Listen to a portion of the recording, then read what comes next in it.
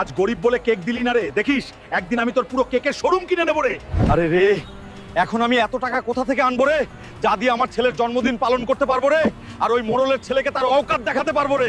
শোনো শোনো গ্রামবাসী, যে কেউ উজিরপুরে ভাঙা ব্রিজ ঠিক করবে সে পাবে 200 কোটি টাকা আর একটা সোনার তাজ। কি রে, সোনার তাজ আর 200 কোটি টাকা আমি করবো রে এই ব্রিজটা ঠিক। এখানে কি কোনো মায়ের লাল আছে যে এই ব্রিজটাকে ঠিক করতে পারে রে? আরে রে ভারত বাংলাবাসী, আমি করব এই ব্রিজ ঠিক রে। আপনারা জলদি লাইক আর সাবস্ক্রাইব করুন আর কমেন্টে রে রে লিখুন রে।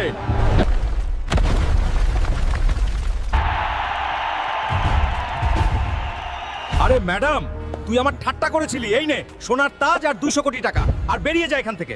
সরি স্যার, আমাকে মাফ করে দিন।